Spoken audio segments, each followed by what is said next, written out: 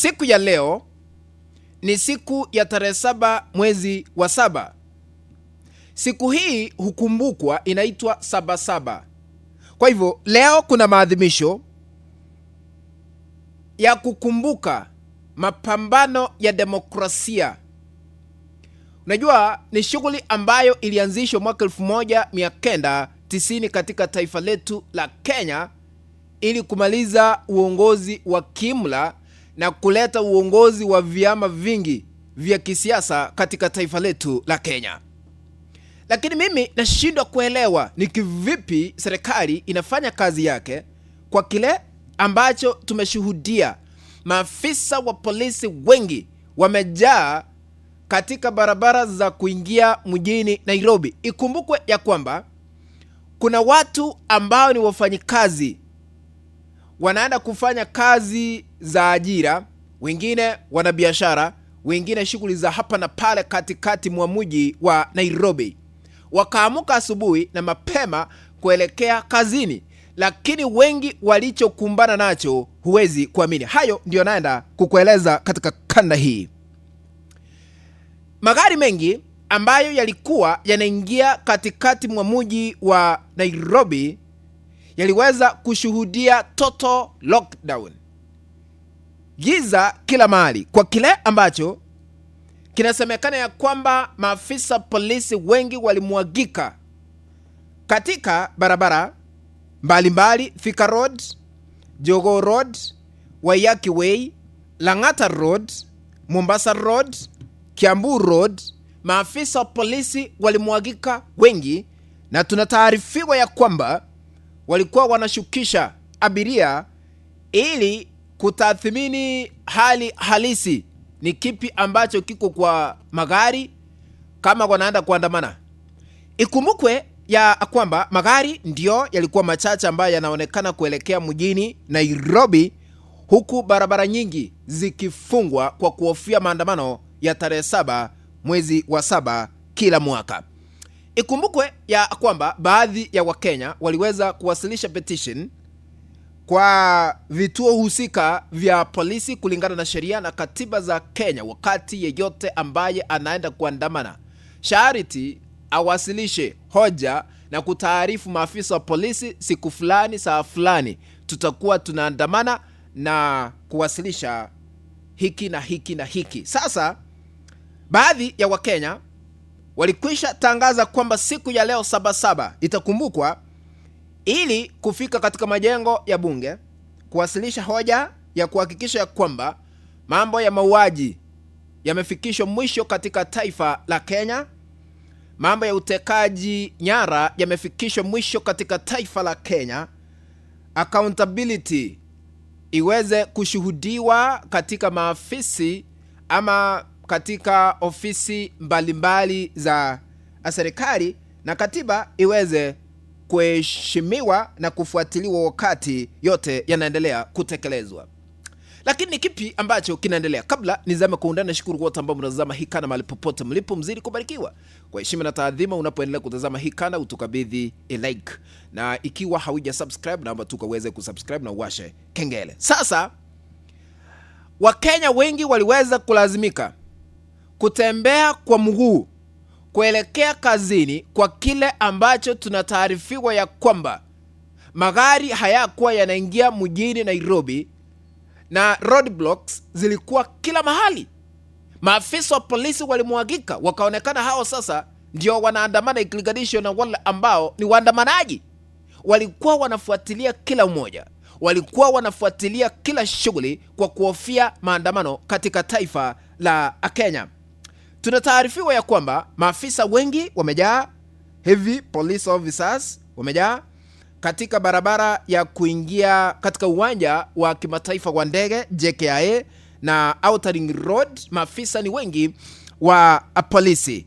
Kwa hivyo tumeweza kuona haya ni kama ni kufungia mlango demokrasia ambayo iliweza kuanzishwa katika taifa letu la Kenya. Lakini kulingana na Nairobi Regional Commander Isa Mohamed, aliweza kutangaza ya kwamba maandamano ya tarehe 7 mwezi wa 7 leo ni kinyume na sheria, kwa kile ambacho aliweza kudai kwamba hawajapokea notisi yoyote kuhusiana na maandamano hayo, na kusema yeyote ambaye atakamatwa akiandamana lazima atachukuliwa hatua kali za kisheria. Sasa tunajiuliza maswali. Demokrasia ambayo iliweza kuanzishwa katika taifa letu la Kenya ilienda wapi?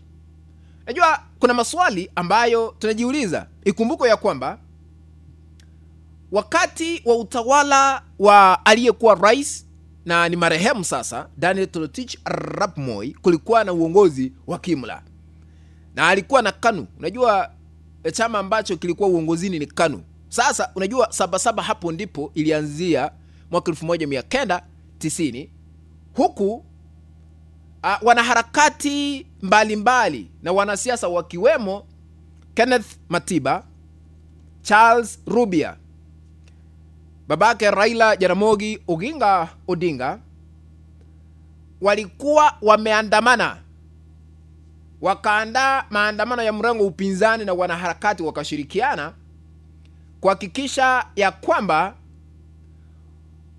wameweza kurejesha mfumo wa vyama vingi vya kisiasa, multi-party democracy, katiba na uchaguzi wa haki humu nchini, kulindwa kwa haki za kibinadamu na uhuru wa kisiasa, kukomeshwa kwa utawala wa chama kimoja uliokuwepo wakati huo. Kenya ikakubalia vyama vingi vya kisiasa.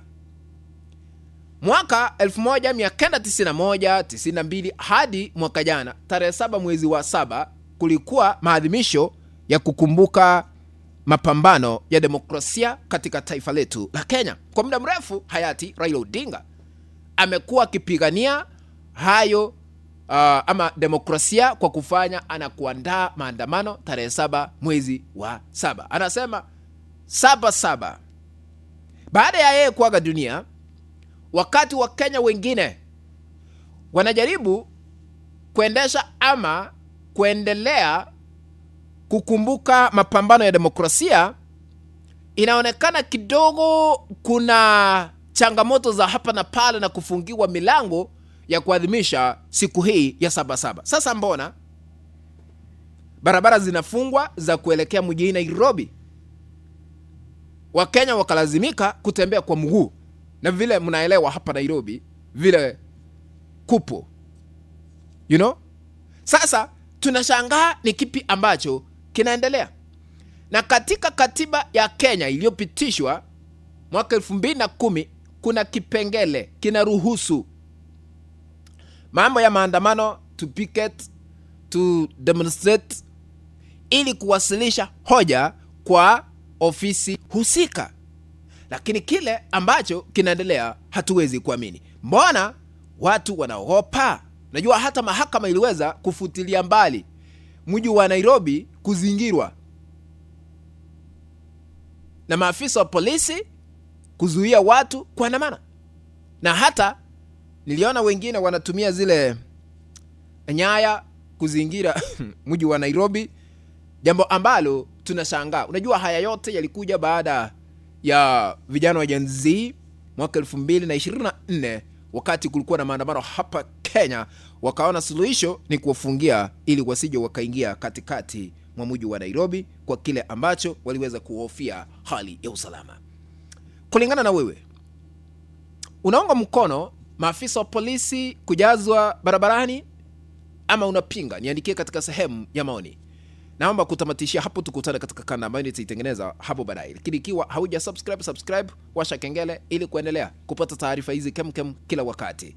Natoa ahadi kuendelea kuhakikisha kwamba ninakutaarifu taarifa zote ambazo zinatufikia katika meza yetu ya habari. Kwaheri kwa sasa. Thank you for watching. Adios.